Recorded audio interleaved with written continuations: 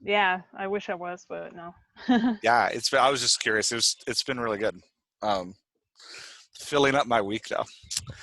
Yeah.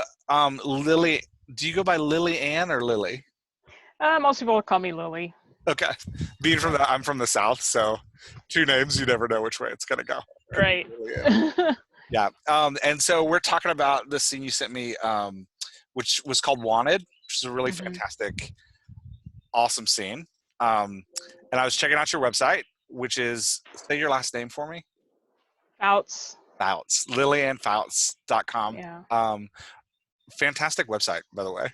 Really nice. Thanks. Yeah, I feel really self-conscious about it, actually. I feel like I need to update it. Oh no, It's I thought it looked really great. Super easy to well, navigate. thank you.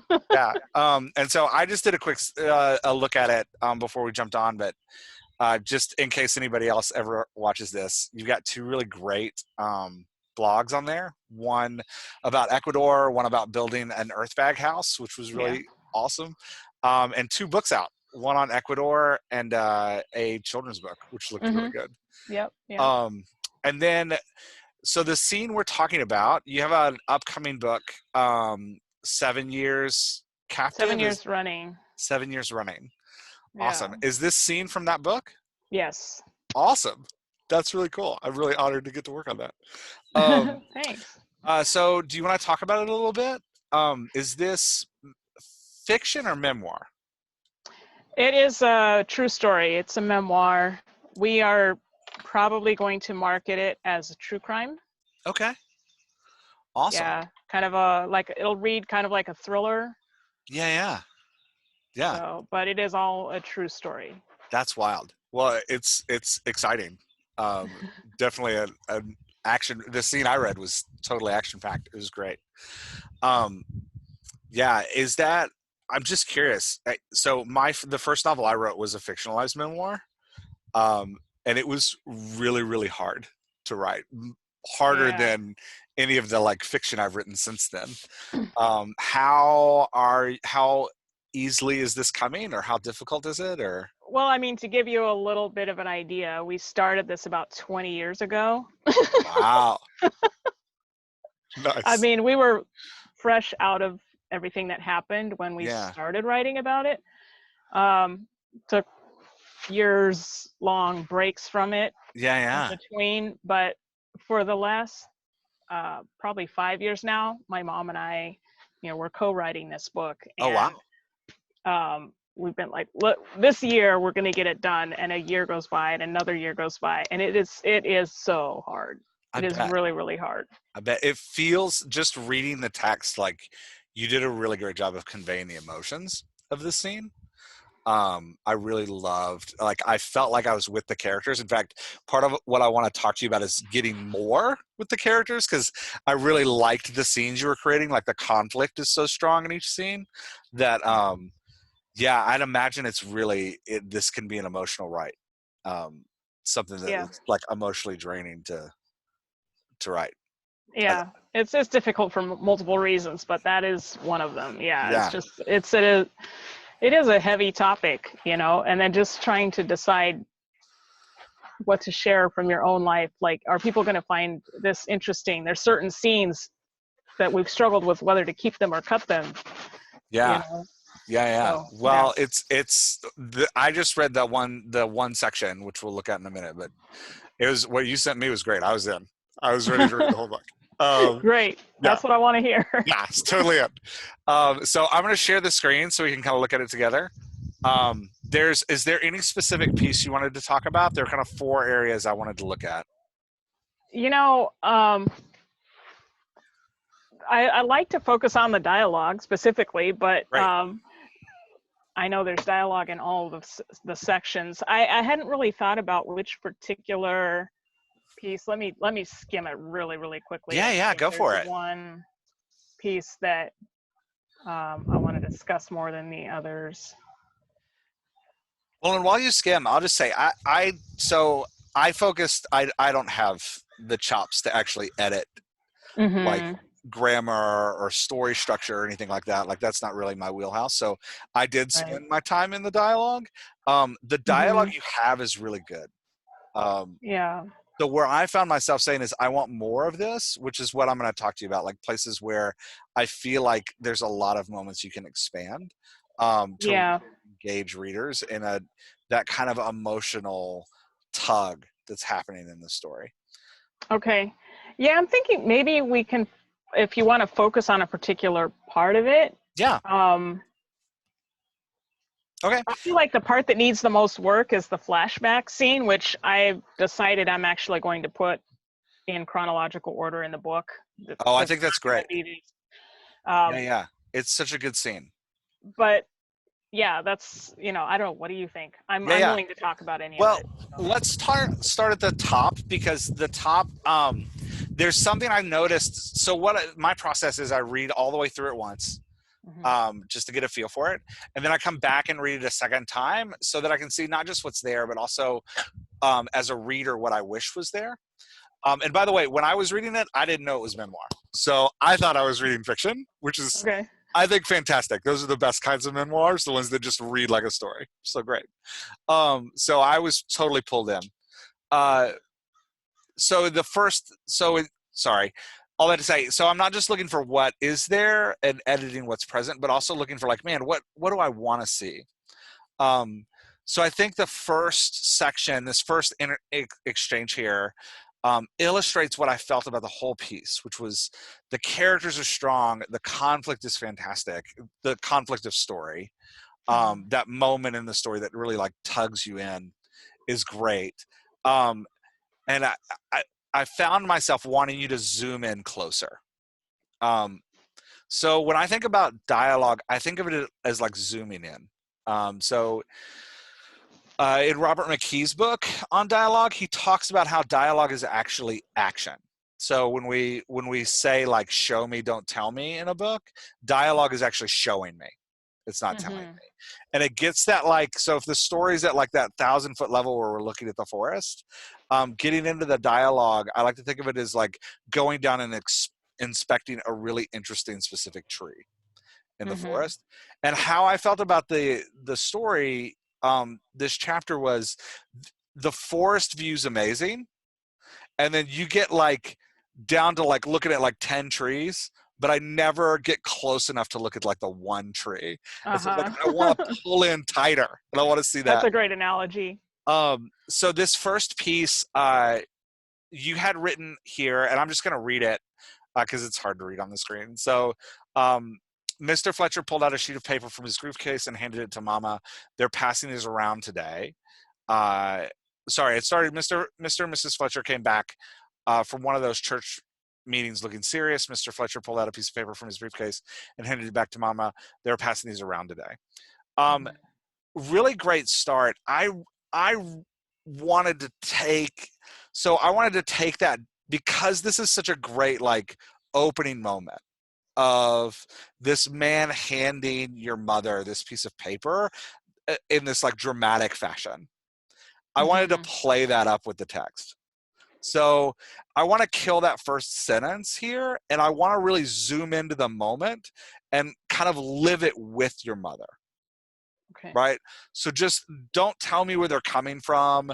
Just give me the, Mr. Fletcher pulled out a piece of paper from his briefcase and handed it to Mama. They're passing these around at church today.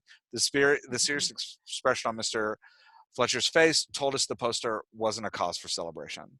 So just like Yeah. give me this moment of like initial kind of punch in the face with the text of like, Hmm. okay, something's about to happen. And as a reader, like I need to be paying attention. Uh, you jump down to your response, which I love. So I know this is memoir, not fiction. So Mm. you didn't actively choose this, but just to say, I have a real soft spot for stories narrated by kids. Okay. Um, and part of that is because childhood brings a vulnerability with it. So when our protagonist is a kid, we're immediately drawn into like the innocence and vulnerability of the protagonist. Hmm. So every threat, it's great for thrillers because every threat is heightened, right? Like everything all of a sudden becomes like bigger and scarier, and you start to see it from the world around you. I think that's part of what works so great with like the early John Grisham book. I'm forgetting its name. Man, right off the top of my head, I'm forgetting its name. Um, But it's the one where was it's it The narrated by, Client? what'd you say? The Yeah, The Client? Client, where it's Yeah. narrated by a kid in Mississippi, right? Like, and it's this Mhm. like you just want him to be okay. So Yeah. you definitely from the get go of the book, you definitely have that in character voice really strong, that this is coming from you as a child. Um, just sets in the tension for a thriller really in a really strong way. So you flip from Mr. Fletcher to saying, Rosie and I ran over to see what it was. Mom was holding the poster with pictures on it. And at the top it says, have you seen these children? Then you go into this great description of remembering the milk carton, and what it looks like. And then you kind of drop into a flashback. Mhm. Um, I wanted a lot more here. I wanted to feel, because Mr. Fletcher has clearly brought this thing, this Mhm. really heavy piece of information, and dropped it on your mother, right? And I just wanted to live with it for a minute. Like, I wanted, what's Mrs. Fletcher? How's her response? Like, Yeah. what's she thinking? What's she doing as he like whips this thing out and hands it to your mom? What's your mom's reaction? Like, is she afraid and nervous? And I think you can maintain the perspective. Like, I think what could be really great in this scene and zooming in here is Mhm. maintain your perspective and listening to adults talk, Yeah. because there's something really powerful about a child hearing adults discuss something serious.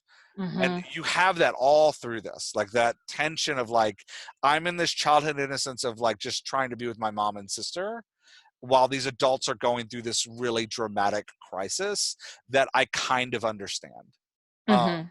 this is a great moment to like really hammer into that, and give me like, and it doesn't have to be long, but just like a 4 or 5 exchange between all three adults, where Okay. you're hearing about what's going on. Why is this important? Like, why do we care if the church is passing around flyers, right? Like, what does Mhm. that necessarily mean for the Fletchers? What does it mean for your mother? Like, and I don't think you have to like give me a prose paragraph to do that. I think you can give it to me in dialogue, with your mother Okay. responding to, and when I say in dialogue, I don't necessarily mean each person talking, right? Like, so when we're talking about dialogue, we're talking about the back and forth of characters. So Mr. Fletcher gives the flyer to your mother and passes it to her and says, like, they were handing these around with church. Tell me what your mother does with the flyer. Does she hand it back? Does she fold it and put it in her pocket? Does she stare at it for a while? How does Mrs. Fletcher respond to that? Does Mrs. Fletcher say nothing and go straight to the kitchen? Right? Like, Yeah. these are all like that silent interaction between the characters is still dialogue. Okay. And it's that like give and take between the arm wrestling of emotions between characters that I think could be really good. And that's what, when I say like zoom into this really interesting tree, I just want to spend more time with Okay.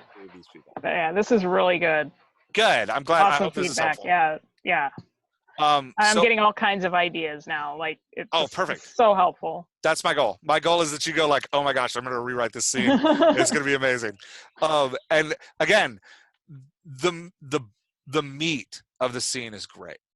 The emotional tension, the way you introduce the flyer. I'd even say, I know you said you'd pull these flashbacks out. I'd even say this transition from the milk carton to this moment with your parents talking about your mother dropping you off with your father and then him taking the pictures. I think the flashback works the way you have it. Okay. Like, the bones are great. I just want more in. So the Mhm. second place I found myself saying I want more in is in this flashback moment. It was before the custody trial on Friday morning. The phone rang, and I could tell by the way Mama talked to Dad. By the way Mama talked, that Daddy was on the other end. We had another weekend visit scheduled with him. Okay, I'll bring the girls and meet you in town around 4:30. She said. I want so much more of this conversation. Such a great, like, oh my gosh, such a great, like, moment to get the child's perspective, your like childhood perspective on your parents' relationship. Mm-hmm. And I like, this is a great sentence. I can tell by the way that mama talked on the phone that daddy was on the other end. Great sentence. I'd rather you show me that with dialogue. Mm-hmm. I want to hear the phone ring. I want to hear your mother say hello. I want to hear how her voice changes when she Okay. realizes who's on the other end. And again, like, the dialogue, you don't have to have your father talking, because as a child, you can't hear what he's saying, but Right. you can just play out the back and forth between your mother and the silence, right? What's Mm-hmm. happening to her face when she realizes it's him on the other end? This, okay, I'll bring the girls to meet you in town around 4:30 then. Like, that, that sentence feels like there's a heightened emotion hiding in there that Mm-hmm. I want you to grab that emotion by the throat and pull it out, so Okay. that as the reader, I can, because what this moment gives me is the ability to live with your parents through your eyes, right? Like, another thing McKee says in his book Dialogue is about how when we're doing when we're writing dialogue for theater, we're putting the characters in our ears. We're writing it for movies, we're putting kind of the characters in our eyes and our ears. But when we write it for prose, when we write it for story, we're actually putting the reader into our character's mind. Like, dialogue sticks us in there. So this is a moment where I get to see your parents and their relationship before it breaks down through their conversation on the phone.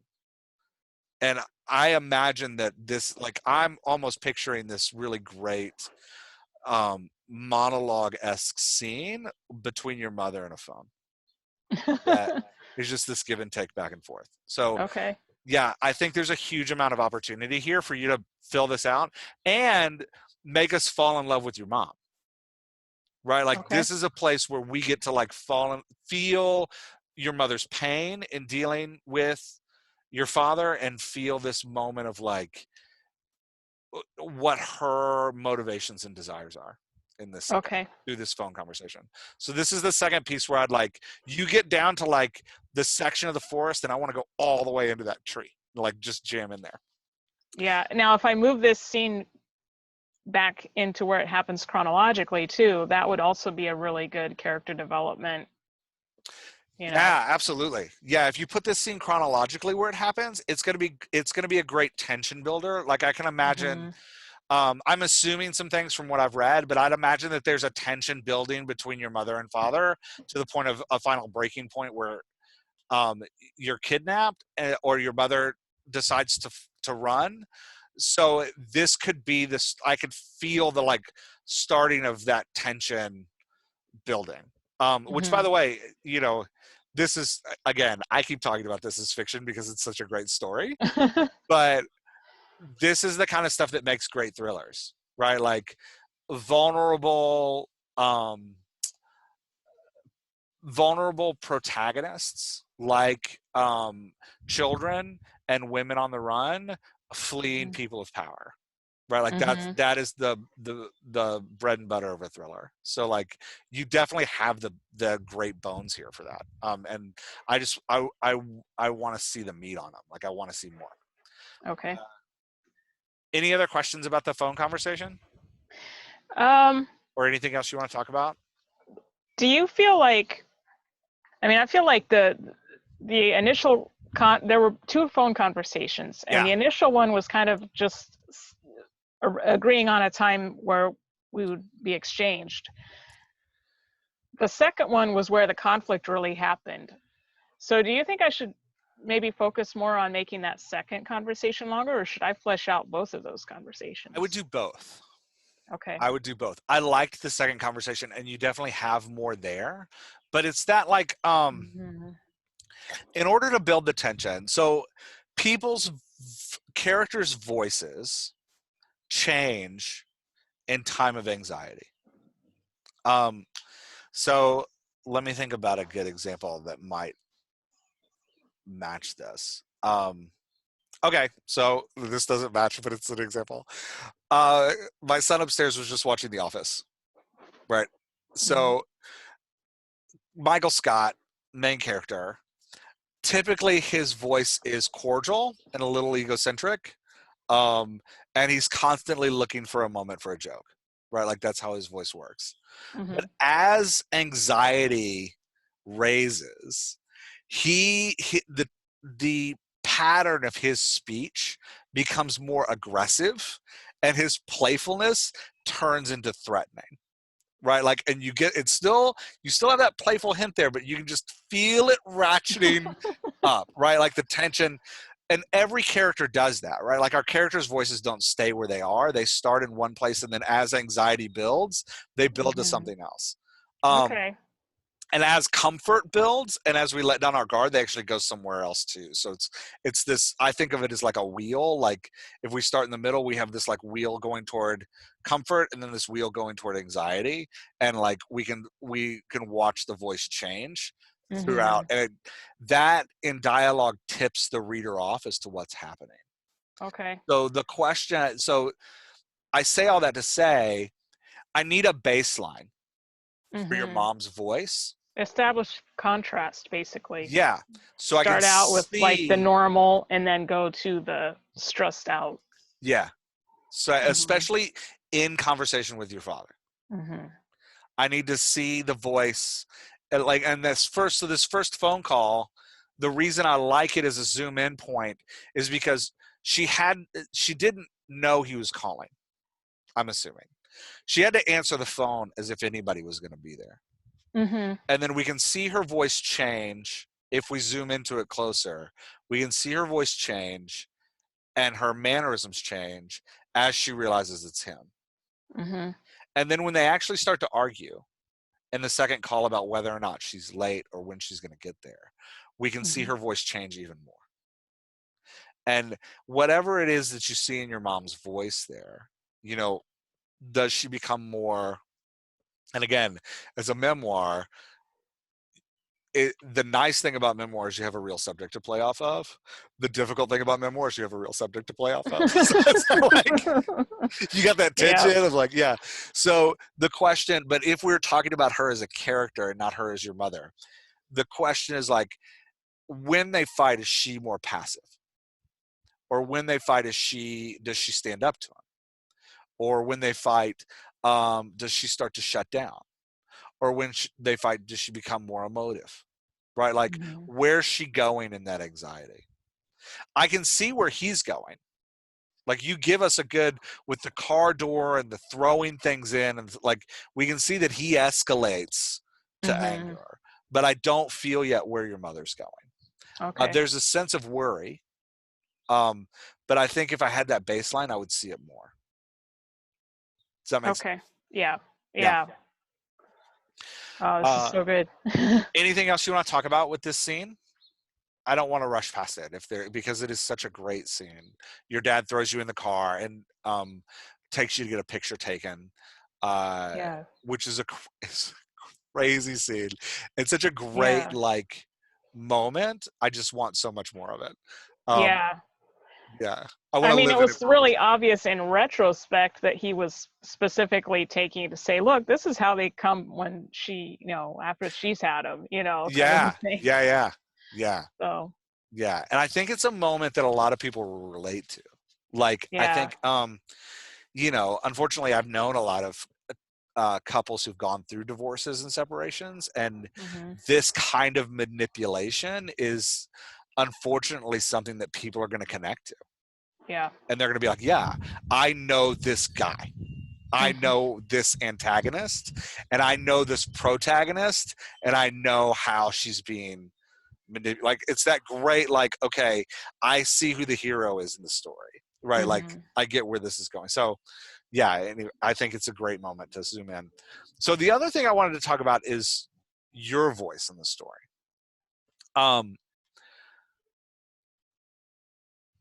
Sorry, I'm trying to remember why I highlighted this. I don't think I want to talk about that. Okay. I love the childhood protagonist. I love it.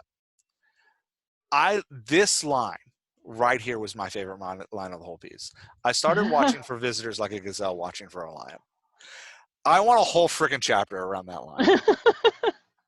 I Okay. want to see you do that. I want to see you and your sister watching for, or maybe your sister wasn't watching and maybe it was you and your sister was unaware, but I want this moment because it's such a great, like, let's live in the heart of the protagonist for a minute moment. Okay. Yeah, I liked it a lot. And the Rosie and you playing in the woods that comes after. So you and Rosie play in the woods, and there's somebody that comes up. Again, we get Mr. Fletcher here. And Rosie, and there's whether or not you're getting enough food and whether or not you're hungry and you being afraid to come back inside. This is another great scene. And I wanted it played out more in the conversation between you and Rosie. Mm-hmm. Because the sense of what I was getting in this dialogue between you and Rosie, especially down here, if Elaine and Laura come out to play, maybe we could send them in to bring us some food and water, right? Like your younger sister trying to problem solve. Mm-hmm. There's a fantastic moment where we can, again, zoom into your vulnerability. Whoa. A giant branch just fell off the tree behind me. That was Oh, wow. just gonna pretend like that didn't happen and hope I don't get hit by one. So there's this with you and Rosie, there's this moment of innocence and beauty in play and also older protecting younger sister. Mm-hmm. Right? So like this you playing with her in the woods while you're experiencing this fear of what's Mm-hmm. going to happen if you come out of the woods. But Rosie still as like the younger sibling stuck in those base needs, right? And like, I just want lunch. So trying to problem solve around like, how can we get food to the woods? Like my sister won't let Mm-hmm. me go inside. So how can I get food outside? Right? Like, so there's a great, like, if we could zoom into this and just stay in it as its Mm-hmm. own standalone scene, there's a really wonderful moment here for us to relate to you as the protector, but at the same time as the helpless protector, Yeah. which is a really like heart-wrenching thing for a reader for us to be like, yeah, Lily wants to protect her sister, but Lily actually, her only power right now is to hide, Mm-hmm. right? Which is a really kind of tragic thing about the state of your character at the moment. And it goes back to that like vulnerable protagonist trapped in the midst of adult drama. Yeah. Right? Like, yeah. So That anyway, was actually one of my big challenges with this book is I initially hired Jay Thorne as yeah, a story grid editor.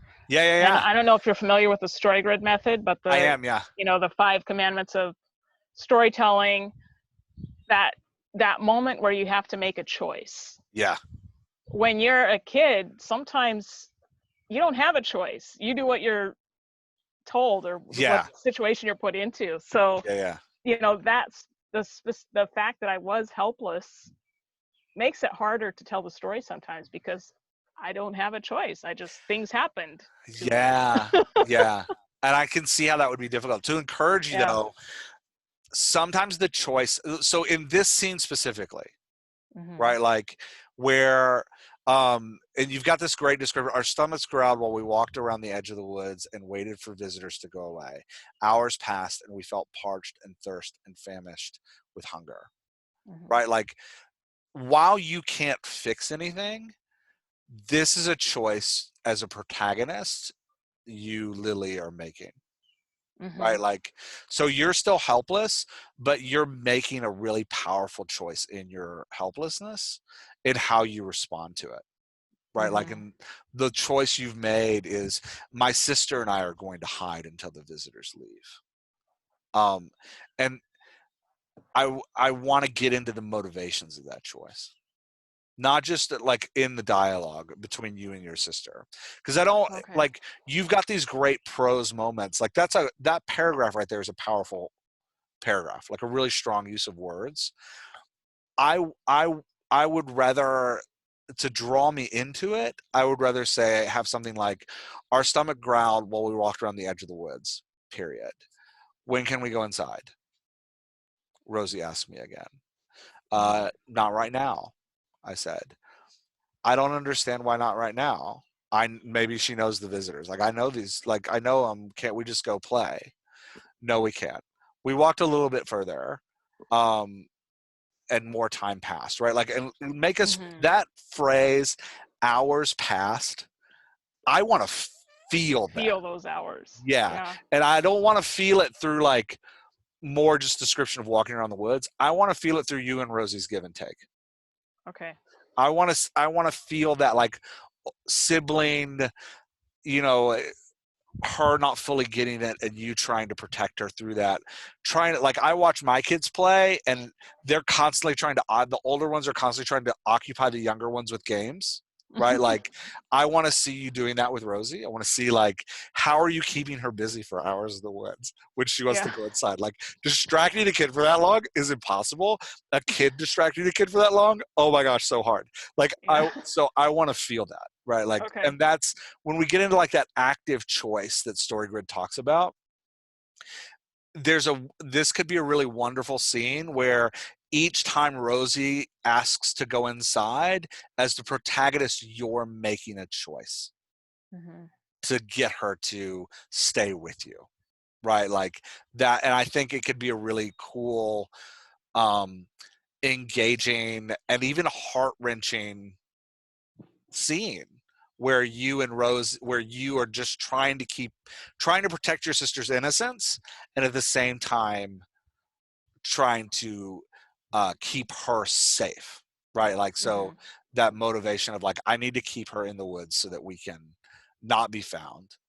And at the same time, like, I read in here, and maybe I was reading in too much, in your character, some confusion about what happens if you're found, right? Yeah. Like, No, I mean, we were pretty clear on, I think actually both of us understood pretty clearly what we were doing. oh, great. Yeah. Yeah. Neither one of us wanted to go back to live with him, and we knew we were um, past our legal visitation time, Yeah, yeah, yeah. and So that she was, we made the choice to hide from him, so it was like we knew what was going on. nice. Yeah. So it gives you almost that more like, I think of the moment in the C.S. Lewis book, The Lion, the Witch, and the Wardrobe. There's a moment where Lucy and Susan, these two sisters, Mm-hmm. are Aslan the giant lion has died, and Lucy and Susan are sitting with him, Mm-hmm. kind of unsure what to do, and having this conversation about him, but not about him. Does that make sense? Like, actually, he's not there. It's just Lucy and Susan. They're having a conversation about like what happens next that he's gone. Mm-hmm. Um, and that's the kind of intimacy I want to see at this point between you and your sister. I want to zoom in and feel your relationship and get it on a deeper level. Because while the story, the bones are there, like I said, like, you've got the strong, I can feel the 5 moves of a scene in here, right? Like, you've got the strong bones of the story. I'm not Mm-hmm. yet getting the intimacy with the characters. And Okay. what's going to take this from like a good story that I read and go, yeah, that was good, man, they went through a lot, to Mm-hmm. a story that I read where I'm like, oh my gosh, I felt the pain of those people, is zooming into these moments and just like living in them for a couple minutes. Yeah. So that, again, Okay. like, just to sum up, I think what you have is great, and I just want more of it. I want I Okay. want to go deep into your characters, All because right. they're so good. Well, this is super helpful because I feel like that's one thing I've been lacking in a lot of my scenes is just more emotion and more depth. And that's one thing that Jay talked with us about. It's like you want to have fewer scenes, but go deeper on those scenes that you do keep. And so Yeah. that's one thing that we've heard that before, but getting some practical ideas from you about how to do that is extremely helpful. So I really, really Good. I'm so appreciate glad. this. Yeah, I'm so excited. Well, if you pull a scene and edit it, and want another look at it, like if you expand, especially the conversation between your mom on the phone with your dad. Okay. Oh my gosh, I'd love to see where that goes. Okay. Send it to me. I want to see it. Okay. Okay. Very cool. Yeah. Yeah, I mean, I'll work on it using your recommendations and I'll send it to you. See Awesome. what you think. All right. Well, thanks so much, Lily. I'll Thank you. yeah, I'll see you around the author mastermind Yes, space. definitely. Thank Yep. you so much. Yeah. Bye. Bye.